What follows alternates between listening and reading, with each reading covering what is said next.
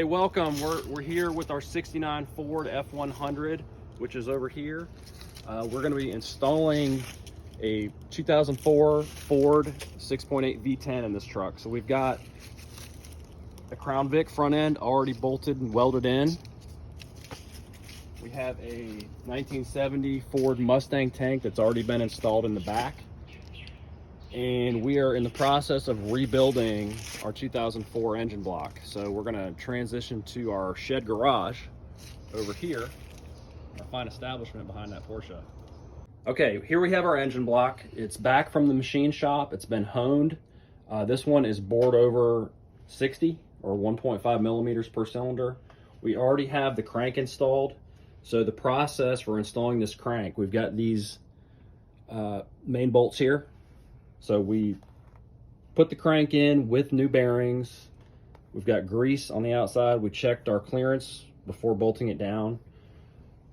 These bolts we threaded in by hand. Put these things in, they're all facing forward. It's basically a hole that your side bolts go through. So there are side bolts over here on the side.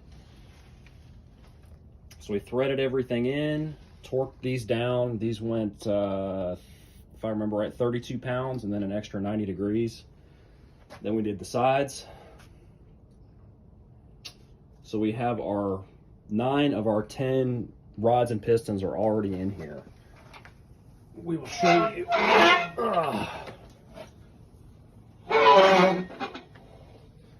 We've got number 2 remaining to go in. I snapped a ring, so wasn't able to install number 10. So we've got all those in there. We're gonna do number 10 now. With these rings, these are Hastings rings. I don't know if you can see that there's a little mark there, a little round dot. Those round dots go to the top. They always go to the top. So this is our second ring. Our oil rings have already been installed. So we're just gonna pop this guy on here. I've already checked the gap on him. All right, so he's in there nicely. We're gonna flip this guy over, put in our top ring, which also has the little punch mark right there. We've already checked the gaps on these, the pistons. Okay, so this guy, a couple things. You see the number 2. Previous rebuilder here marked all these for us. So those 2s, this is for the number 2 piston. They always go on the same side. They got to go back where they came from. Bearings already in there. And as far as our rings, let's see. So this guy's going here. We've got an arrow. The arrow's faced toward the front of the engine. And we have to align our rings so that they're going the way Hastings recommends. So this bottom of the oil ring goes toward the back of the engine. On the other side, we have the top space. The second ring is going to point toward the exhaust. So that will be on the bottom of this engine. And top ring will go toward the intake, or the top. So I'm going to just slide. I'm going to take this guy off of here. Take off our rod cap. Set him off to the side. I'm gonna pop this glove on here. People do it different ways, but this is how I'm doing it. This cylinder is already greased up nicely, so this guy can go in there. And we're gonna just put this clamp on here so we can get the piston in. So pause.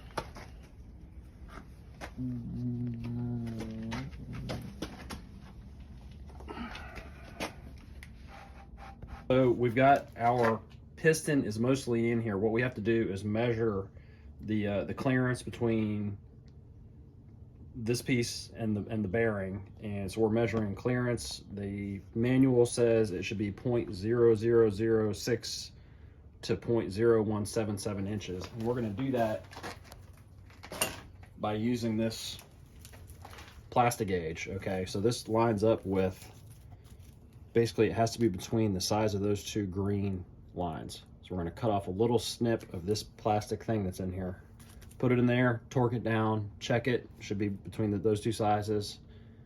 And as long as we're good there, we've been good for all the other 9. So I expect we will here. We'll pull it back apart, lube it up, bolt it, torque it down.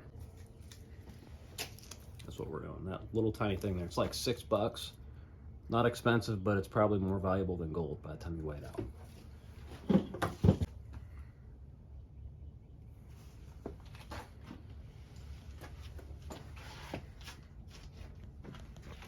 We're going to line this up like I said, so these bearings go on the right side of the cover. There we go. Make sure my plastic gauge, yep, it's still on there. So I am reusing the old bolts for this part of the procedure. Once we know that that clearance is good, I'm going to replace these bolts with new ones because they're torque to yield. And if you can check, you see on this side over here, notice that both sides have the numbers on them from before.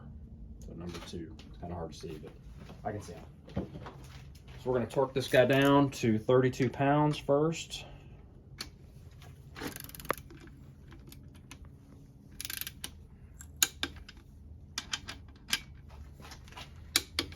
Double check it. So 32 pounds, and then an additional 105 degrees. So it's like 90 plus 15, okay?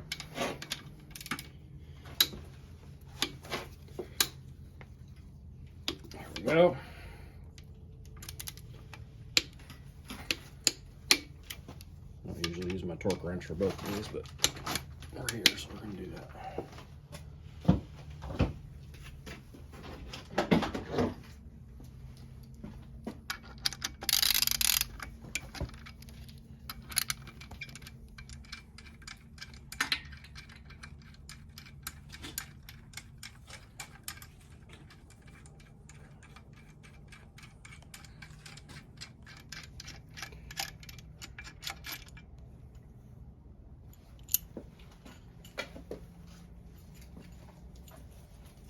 So you can see that, bud.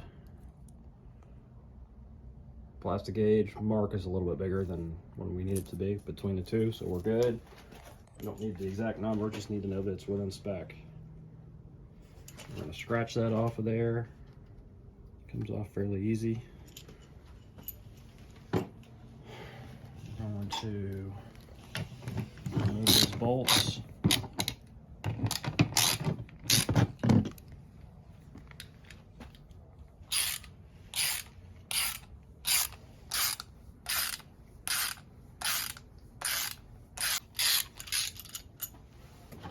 Some new ones in there. Those guys are ready to go. I'm gonna put our assembly lube on here. See that? Liquid moly, it's just what I use.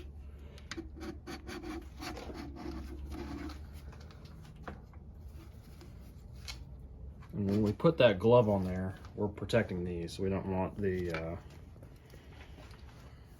bottom of the piston to come in contact with those and scratch it.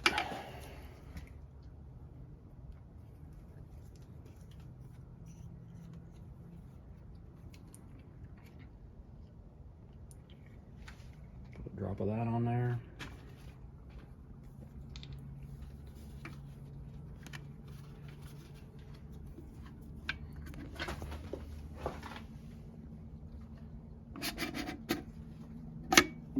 Push that guy back up in place. Some lube on there.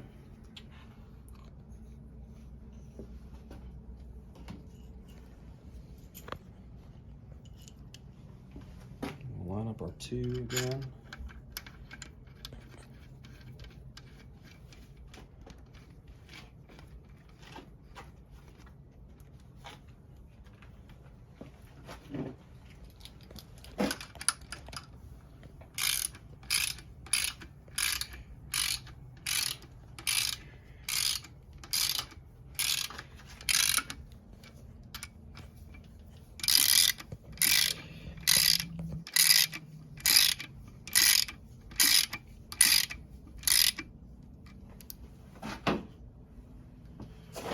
Again, 32 pounds.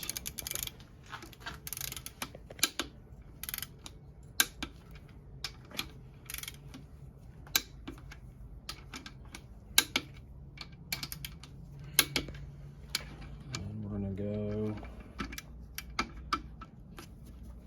let's see, just turn this up a little bit so I can get a good torque on it.